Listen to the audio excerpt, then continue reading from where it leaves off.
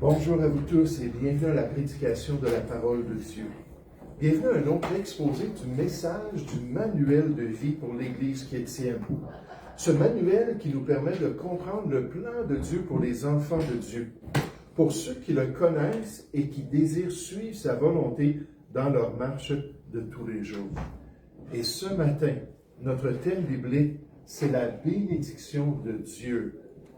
La bénédiction, de l'humilité dans l'Église de Dieu. La bénédiction de l'humilité. La bénédiction du Seigneur sur les enfants de Dieu qui marchent humblement ensemble. Sur ceux qui ont les bonnes attitudes les uns envers les autres. Qui agissent avec un bon cœur les uns envers les autres.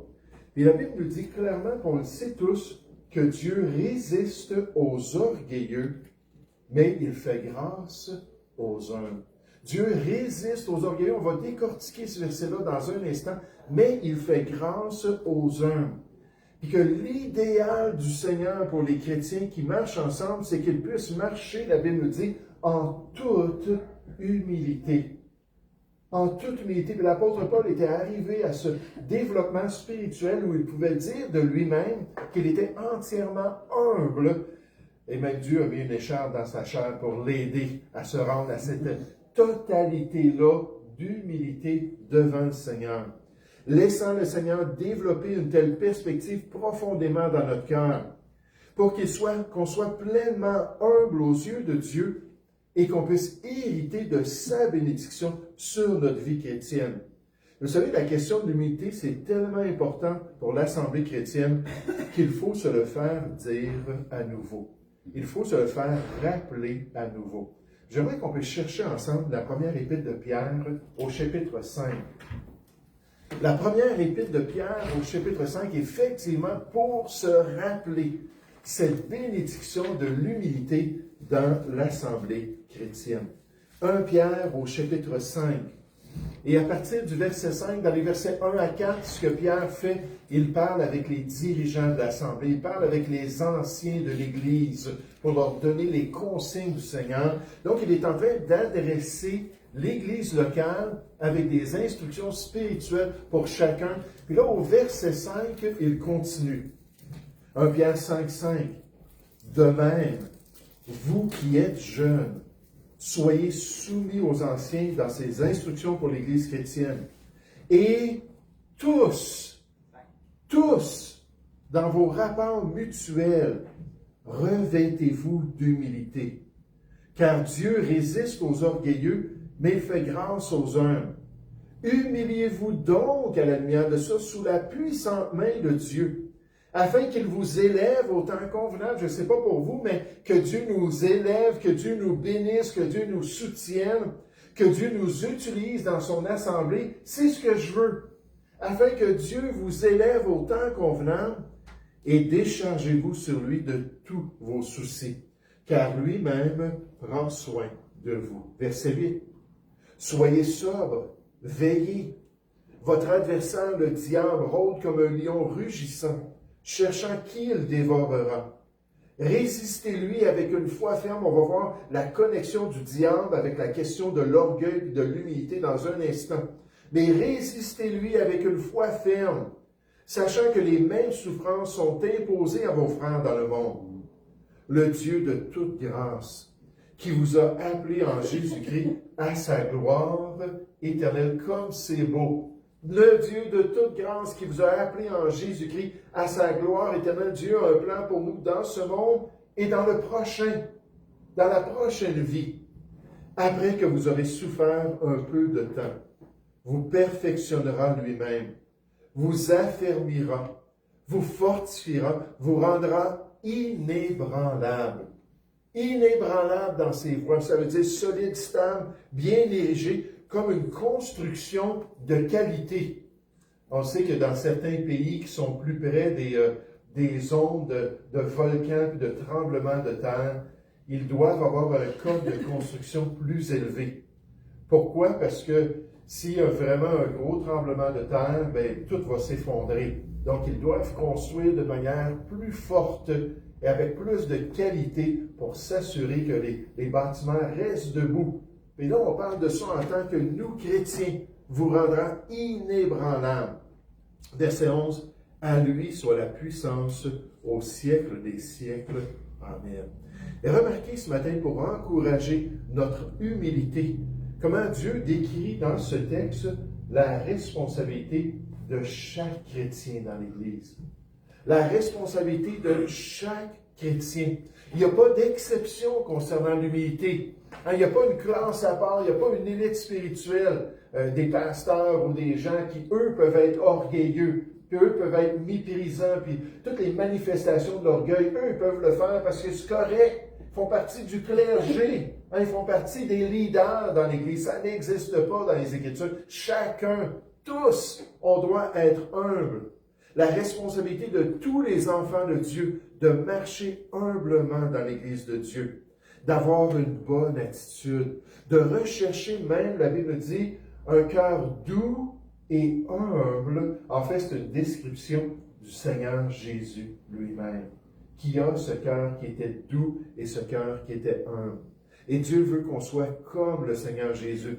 Il nous demande de ressembler à Jésus dans les attitudes de notre cœur, de porter encore plus cette image-là de notre Sauveur dans les réactions de notre homme intérieur avec douceur et avec humilité. Regardez dans 1 Pierre chapitre 5, notre texte principal au verset 5, on nous dit de même, vous qui êtes jeunes, donc c'est une des catégories qui doivent s'humilier, vous qui êtes jeunes, soyez soumis aux anciens, ceux qui sont plus expérimentés dans le Seigneur. Mais, pas juste les jeunes, on dit, et tous. Donc, Pierre continue à s'adresser aussi aux anciens et aux autres personnes dans l'Assemblée, et tous, dans vos rapports mutuels, revêtez-vous d'humilité. C'est un choix personnel. C'est une décision. Choisissez, Pierre vous dit, d'être humble. Choisissez de marcher humblement par la grâce de Dieu. C'est ce Dieu qui va vous donner, qui va vous permettre d'être humble dans ses voies et dans son Église pour accomplir sa volonté, car Dieu résiste aux orgueilleux, mais il fait grâce aux humbles. D'après ce passage-là et bien d'autres passages, les attitudes de notre cœur sont importantes pour Dieu. Dieu regarde comment est-ce qu'on réagit. Dieu regarde comment est-ce qu'on se comporte. Regarde quel genre de cœur nous avons dans ses voies. Il voit le cœur. Et nécessairement, nous, on voit ce qui frappe les yeux, puis la manifestation de notre cœur. Mais Dieu prend ça au sérieux, puis nous aussi, on devrait le prendre au sérieux. On devrait désirer avoir sa bénédiction sur notre vie. On devrait vouloir de tout cœur son aide dans notre marche chrétienne. Puis notre texte nous donne la clé ici dans le passage, alors qu'on nous dit que Dieu résiste aux orgueilleux, mais il fait grâce aux humbles. Il résiste aux orgueilleux, mais il fait grâce aux humbles. Le verbe résister dans ce passage des Écritures est bien intéressant et instructif. Qu'est-ce qu'on sait de ce verbe? L'idée ici, c'est de mettre une armée en ordre de bataille contre quelqu'un. Dans le Nouveau Testament, entitasomai est utilisé métaphoriquement pour se mettre en opposition ou en ordre de bataille pour résister à l'avancement d'une armée. Donc, c'est un terme militaire ici. Ce verbe décrit une résistance militaire. Un bataillon romain placé dans le chemin d'une armée ennemie pour empêcher son avancement, pour l'empêcher de continuer, d'aller de l'avant, de progresser. Et là, on parle de ça, on utilise ce terme-là, mais on nous dit que c'est Dieu qui agit ainsi envers un chrétien qui est orgueilleux, envers un chrétien qui n'a pas la bonne attitude de cœur. Puis là, Dieu vient se placer, puis il nous résiste et nous empêche d'aller de l'avant. Mon pasteur disait toujours, c'est quand Dieu met les bâtons dans nos roues. Puis on est en train de rouler dans notre vie chrétienne, puis Dieu arrive avec le bâton. Bang! Je ne sais pas si ça vous avez déjà arrivé. Moi, ça ne m'est jamais arrivé, mais je l'ai vu. Quelqu'un qui, à un moment donné, il y a quelqu'un qui a rentré un bâton dans sa roue. Qu'est-ce qu'il a fait? Il a passé par-dessus le vélo, puis il est tombé à terre. Et c'est ça, Dieu se place devant nous. Dieu bloque notre route. Il nous empêche de progresser. Il nous empêche d'aller de l'avant dans notre marche chrétienne. Notre sanctification est bloquée. Et tant qu'on est orgueilleux, Dieu va nous arrêter sur place, puis il va nous dire, tu n'avanceras plus jusqu'à ce qu'on se repente. Ça, je voulais qu'on comprenne ça ce matin. Qu'est-ce que le passage nous dit? Il nous dit ceci, tu n'avanceras plus. Tu ne feras plus de progrès. Tu n'auras plus de l'avant dans mes voies. Je vais t'empêcher d'être victorieux. Je vais t'empêcher de revêtir Christ encore plus. Je vais t'empêcher de porter du fruit. Parce que ton cœur est orgueilleux. Puis là, comme une grande armée, je me place devant toi. Puis je te dis, c'est assez. Arrête. Puis tu n'iras plus de l'avant. Puis ce passage-là est bien clair, puis il est répété ailleurs concernant l'attitude de Dieu envers un chrétien qui est arrogant. Un auteur nous dit le mot grec traduit par résister, encore une fois, c'est antitacétaï. Dans 1 Pierre 5 et aussi dans Jean 4, on nous dit exactement la même chose. Est un terme militaire puissant. Il signifie littéralement se ranger contre ou se mettre en bataille contre quelqu'un. Lorsqu'un homme ou un chrétien est orgueilleux, lorsqu'un homme orgueilleux s'avance, Dieu ne se contente pas de le désapprouver. Il déploie ses forces comme une armée et une forteresse pour s'opposer à sa progression, l'entraver et l'empêcher à chaque tournant. L'orgueil conduit l'homme directement dans le camp ennemi. On va voir pourquoi dans un instant, rendant inévitable une confrontation directe avec le Dieu vivant, parce qu'il refuse de s'humilier. Et pourtant, la Bible nous dit, tous, nous devons nous humilier. Tous, nous devons accepter de nous abaisser devant Dieu, d'accepter sa volonté dans notre vie, d'accepter les limites de nos talents, d'accepter qui nous sommes en réalité, puis d'être content dans l'état où nous sommes, pour pouvoir marcher dans les voies de Dieu, de refuser l'orgueil, de chercher à marcher humblement pour lui plaire. Un autre auteur nous dit, quand les Écritures disent que Dieu résiste à l'orgueilleux, le verbe implique une confrontation. L'orgueilleux a, de fait, déclaré la guerre à Dieu, en s'autoproclamant sa propre autorité. Dieu réagit en se mettant en travers de sa route pour l'empêcher d'aller de l'avant. C'est comme si l'orgueilleux essayait d'avancer par ses propres forces parce que la grâce de Dieu n'est plus là et par sa propre sagesse parce que l'Esprit de Dieu ne le guide plus.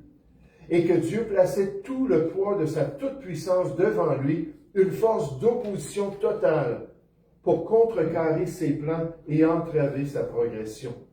On ne peut jamais être victorieux quand Dieu est son ennemi. Sa résistance garantit la chute de l'orgueilleux.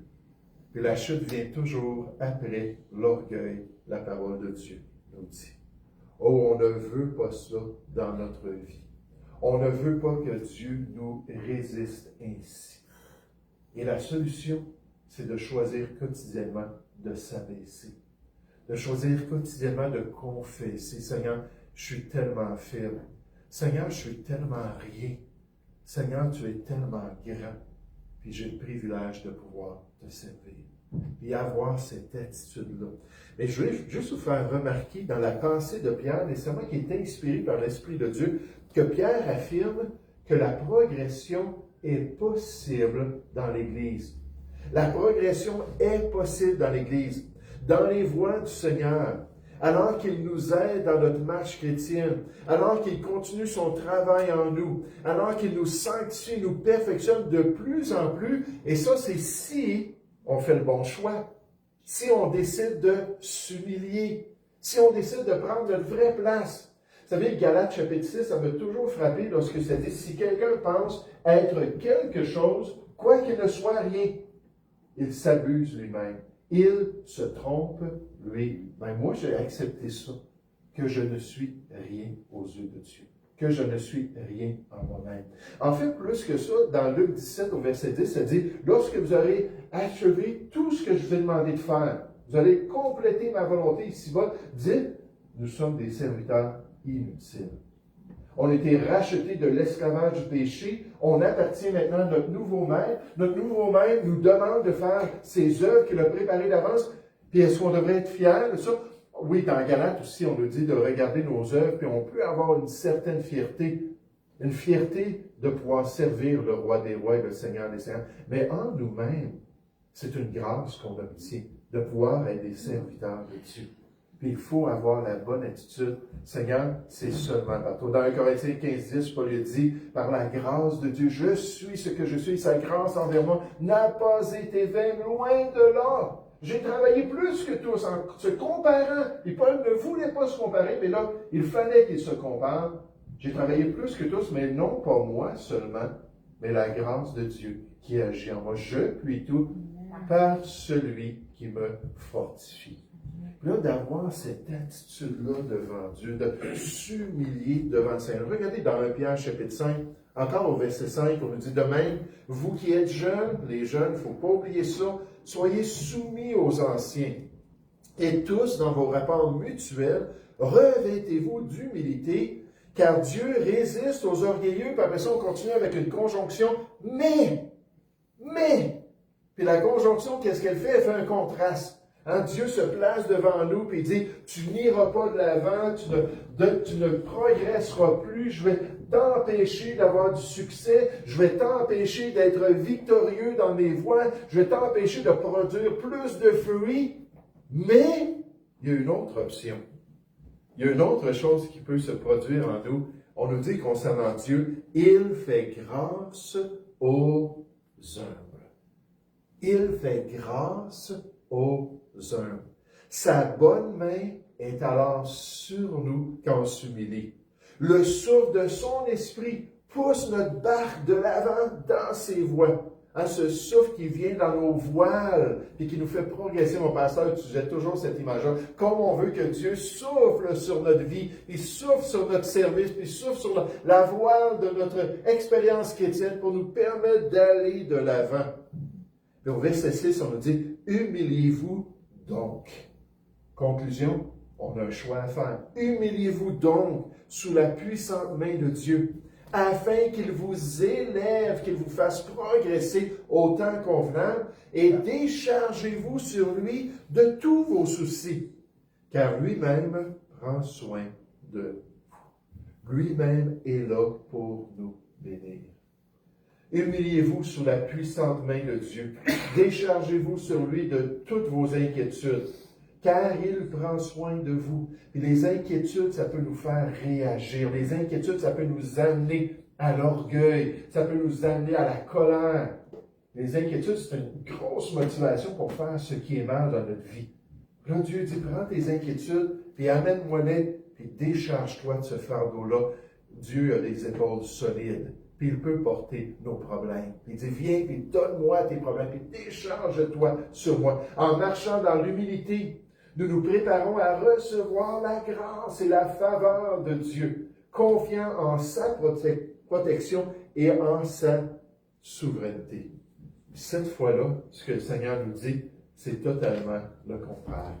Il nous dit, vas-y, tu peux avancer, tu peux progresser. Ma grâce est toute suffisante pour toi. Ma grâce va te permettre d'être de plus en plus victorieux, de plus en plus comme Jésus, de plus en plus être transformé à cause que tu t'es humilié.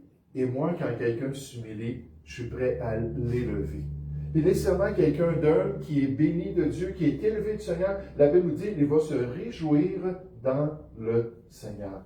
Parce que là, il va comprendre, c'est pas lui, c'est pas sa force, c'est pas sa capacité personnelle, c'est Dieu qui s'est manifesté en lui. Quand on fait l'évangélisation, pour moi, c'est une des plus grandes épreuves de mon ministère chrétien. Fais l'œuvre d'un évangéliste. 2 Corinthiens 4, 2 Timothée 4, au verset 5, je pense. Mais ça dit, fais l'œuvre de l'évangéliste. Tu n'es pas un évangéliste, tu n'as pas le don d'évangélisation, mais vas-y, sois un exemple, fais l'œuvre de l'évangéliste. Puis quand je vais parler aux gens, puis là, j'ai une pleine liberté de leur parler. Puis là, je peux vraiment être un bon ambassadeur du royaume de Dieu par la grâce de Dieu. Puis là, je finis cette période-là, et je retourne en voiture. La première chose que je dis, c'est, Seigneur, wow, merci, Seigneur. Ah, merci d'avoir vu cette femme-là s'en venir là, avec le pamphlet cette semaine. Puis, je ne veux pas votre pamphlet. Puis, tiens, revenez pas me voir. Puis de pouvoir sourire, et rester poli, calme, Pas prendre ça personnellement. Être totalement libre, puis de pouvoir faire ça. Quand je vois cela, là, je dis, wow! Hein, on sort de la barque, on se met à marcher sur les eaux, on dit, c'est pas naturel. C'est pas moi qui est en train de faire ça. C'est la grâce de Dieu, c'est la bénédiction de Dieu. Puis là, Dieu dit, tu peux aller de l'avant. Sa grâce, elle est toute suffisante. Elle va continuer à nous développer. Elle va continuer à nous rendre de plus en plus parfaits dans les voies du Seigneur. Ce matin, frères et sœurs, on doit comprendre que le choix est entre nos mains. Quand on regarde les Écritures, quand on comprend le plan de Dieu, de choisir de vivre humblement en Église, de choisir d'avoir cette grâce de Dieu qui est avec nous et non contre nous, de ne pas manquer cette offre-là du Seigneur, de pouvoir aller de l'avant dans ses voies. Le simple fait de s'humilier sous sa main puissante est la clé qui ouvre les portes du trésor céleste, comme j'aime ça. La grâce de Dieu, sa faveur, sa capacité, sa protection, sa paix est une garantie absolue pour ceux qui empruntent volontairement le chemin de l'humilité, ceux qui acceptent de se soumettre, ceux qui acceptent de vivre selon sa pensée, ceux qui acceptent d'avoir la bonne perspective personnelle. Là, je ne parle pas de devenir une personne qui n'a plus d'estime de soi, là. Je ne parle pas d'aller dans un extrême là, où on n'a plus du tout là, le désir de faire quoi que ce soit parce qu'on est tellement minable. Non, ça, c'est un autre extrême. La Bible nous dit dans Romains chapitre 12 au verset 4 qu'on devrait avoir une perspective personnelle équilibrée. On comprend qui on est sincèrement. Puis on dit, Seigneur, si je te sens, c'est à cause de toi. Puis toute la gloire te revient. C'est pas facile de s'humilier. C'est pas facile. C'est une voie qui est ardue. C'est une voie qui est exigeante. On a une autodéfense naturelle à l'intérieur de nous qui veut le combattre contre l'humilité. Mais Dieu nous donne la victoire. C'est ça que j'aimerais qu'on voit en terminant, que la victoire dans ce combat dans l'Église est disponible. Elle est disponible parce que Dieu nous le commande, parce que Dieu nous donne cette instruction-là. Il nous donne aussi la capacité, la victoire dans nos combats personnels, nos combats spirituels, la victoire contre notre chair, contre le monde et contre le malin, contre, la Bible nous dit, l'orgueil de la vie. C'est un des éléments qu'on nous dit qui se trouve dans le siècle présent, dans ce monde, ce système qui est influencé par le malin, la convoitise des yeux, la convoitise de la chair, l'orgueil de la vie. Et ça, c'est promu partout. Quand j'entends des gens, soit dans une interview ou quoi que ce soit, qui parlent d'un succès qu'une personne a eu ou d'une situation qu'il a expérimentée, qui dit « Oh, tu le mérites bien, tu le mérites bien ». À chaque fois que j'entends ça, moi, je sais ce que je méritais. Je méritais les flammes de sa damnation pour toute l'éternité. C'est pas ça que Dieu m'a donné. Il a enlevé dans sa miséricorde ce que je méritais. Puis dans la société, on veut qu'on soit orgueilleux. On veut qu'on soit rempli de nous-mêmes. On veut que ça soit démesuré, notre estime de soi, au point qu'on est indépendant de Dieu, qu'on n'oserait pas se tourner vers lui. Et même des chrétiens qui ont cette attitude-là n'oseraient même pas prier, puis demander son aide, puis dépendre de sa grâce quotidiennement, parce qu'ils sont tellement bons. Moi, j'aimerais vous dire, je ne suis pas bon. Je veux dire, comme Paul dans Romains chapitre 7, au verset 18, qu'il n'y a rien de bon en moi, c'est-à-dire dans ma chair, je suis pourri. Vous savez ce que ma chair m'a demandé de faire à l'âge de 17 ans? Elle me demandait de m'ôter ma vie. Puis j'ai fait cet attentat-là. J'étais dans le coma, mais j'ai survécu. Puis quand je pense à ça, ma chair, là, elle n'a jamais rien fait de bon dans ma vie. Ça a toujours été la toxicomanie, les dépendances, la perversité. Il n'y avait rien de bon.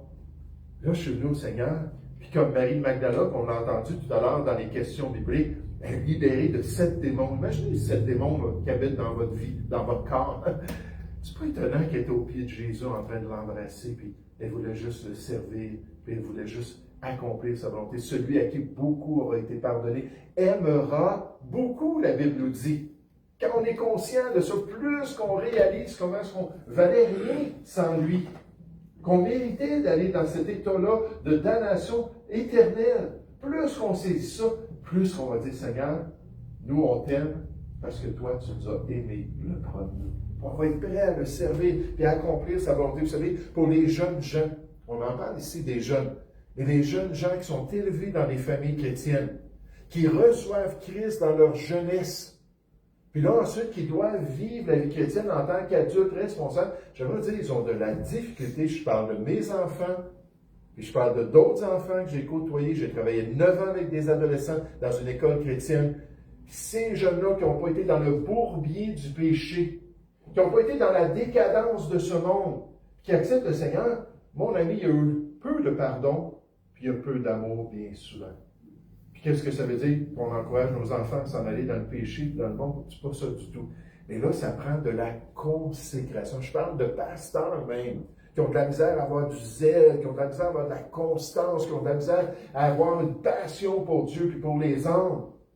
Puis même ces gens-là qui ont été élevés dans une famille chrétienne, qui n'ont pas connu plein de décadence dans leur vie, eux, ils doivent se consacrer. Choisir, je vais me donner à 100% volontairement, peu importe si la passion vient de mon âme et de mon cœur, parce que je le sais, c'est ce que Dieu veut de moi. C'est le choix qu'on doit faire. 1 Pierre chapitre 5, verset 5. De même, vous qui êtes jeunes, soyez soumis aux anciens. Et tous, dans vos rapports mutuels, revêtez-vous d'humilité comme c'est une bénédiction. Car Dieu résiste aux orgueilleux, mais il fait grâce aux humbles.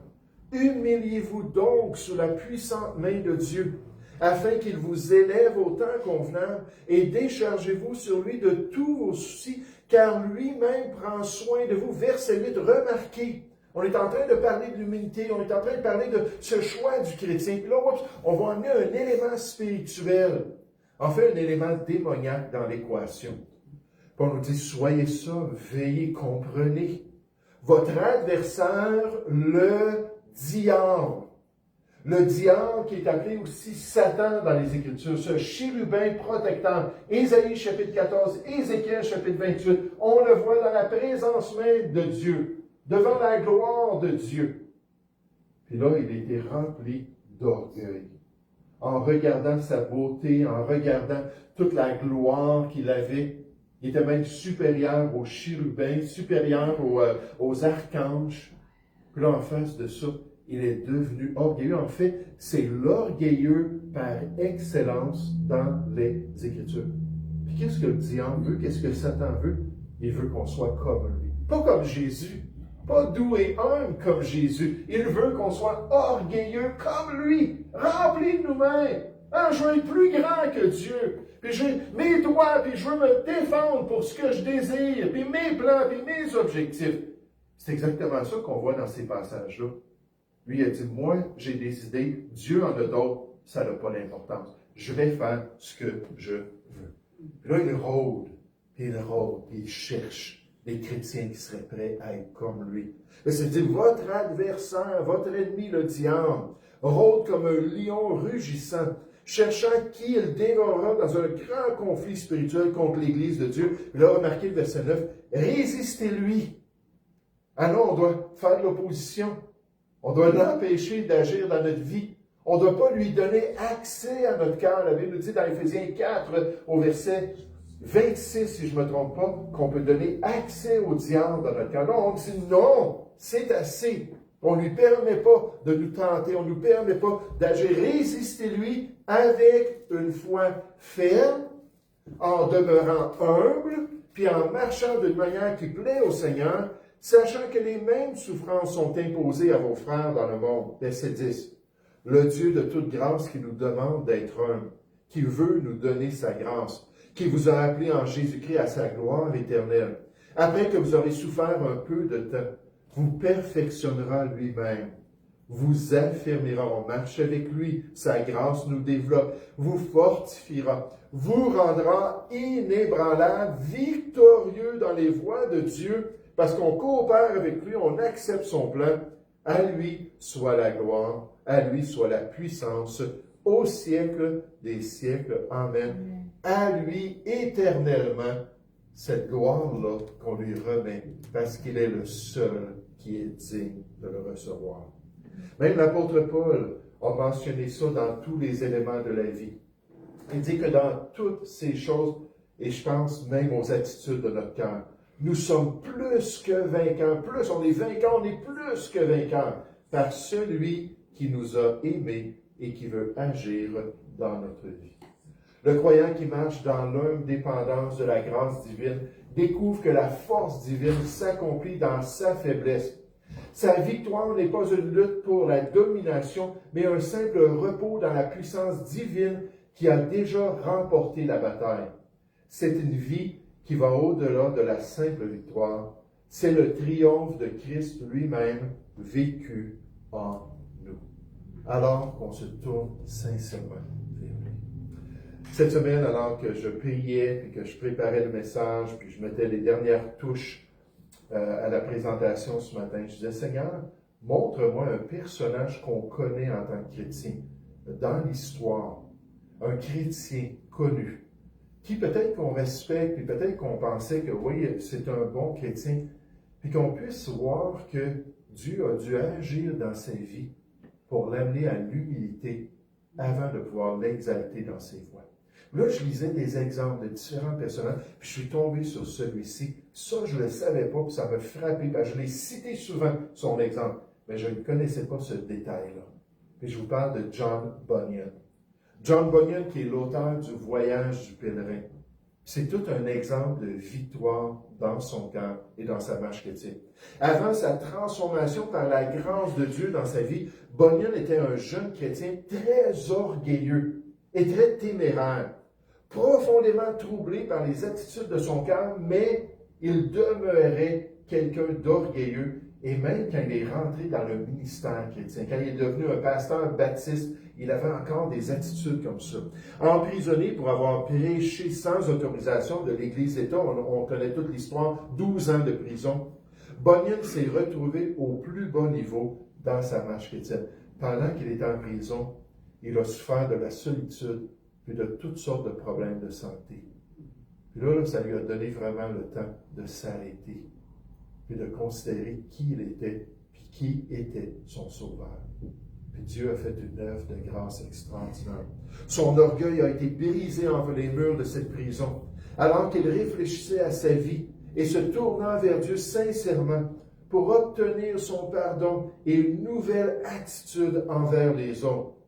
C'est là qu'il a écrit sa célèbre allégorie illustrant le cheminement chrétien, le voyage du pèlerin. Après avoir été transformé, là c'est comme si la grâce de Dieu est venue. Là, il a pensé à ça. Il dit, c'est vraiment tout un voyage pour arriver au Seigneur et pour pouvoir grandir dans les voies de Dieu jusqu'à son royaume éternel. La vie de Bunyan démontre clairement que Dieu peut utiliser des circonstances tellement difficiles pour briser notre orgueil et pour développer en nous un esprit humble qui va permettre ensuite à Dieu de pouvoir nous utiliser. Vous savez, Moïse a été élevé dans la cour de Pharaon.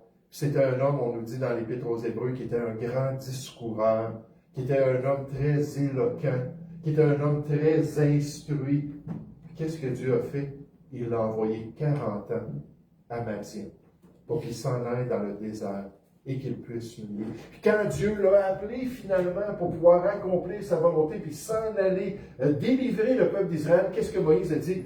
J'ai pas la langue facile. Choisis quelqu'un d'autre. Moi, là, je ne serais pas capable de faire ça. Dieu a dit, c'est exactement toi que je veux. C'est exactement une personne comme ça que je veux utiliser. Puis Dieu l'a envoyé, puis il a délivré son peuple. Mais Moïse devait changer d'attitude. Quand sera-t-il dans notre vie, en tant que chrétien? Est-ce qu'on veut que Dieu nous dise quotidiennement, je te bloque, je te résiste, tu iras plus de l'avant? Ou est-ce qu'on veut plutôt qu'il dise, oui, vas-y, je vais t'accompagner, ma grâce va te soutenir et je vais accomplir de grandes choses dans ta vie.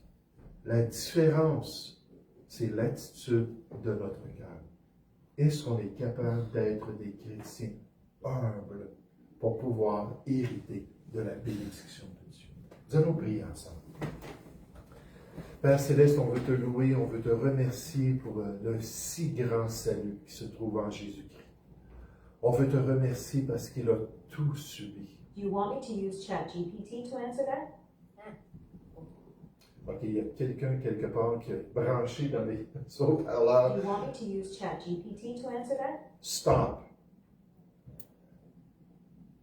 Je ne sais pas qui est branché, puis où se trouve le cellulaire, mais en tout cas. According to Christian tradition, particularly based on interpretations of Revelation Stop. chapter 12, verse 4, Alexa, stop. J'imagine que c'est Alexa. Siri, stop. Quelqu'un, arrête. Désolé pour ça. Et Père Céleste, Seigneur, on se réjouit en toi pour ton amour. On se réjouit pour ton œuvre que tu veux accomplir dans notre vie. Et pour cette grâce qui est toute suffisante. Et Père Céleste, on te prie que tu puisses bénir cette semaine, que tu puisses vraiment nous aider quotidiennement à juste réfléchir à ton amour et à réfléchir à la grandeur de l'œuvre de Jésus et de toute cette condamnation qu'il a subie pour nous. Père Céleste, aide-nous à marcher humblement. En tant qu'Église, en tant que croyants, aide-nous à avoir les bonnes attitudes. Surtout, Seigneur, aide-nous à grandir de plus en plus pour ta gloire. Alors qu'on se réjouit, on va se réjouir en toi, parce que tu es le seul qui est digne. Guide-nous dans tes voies, nous te prions, au nom du Seigneur Jésus. Amen.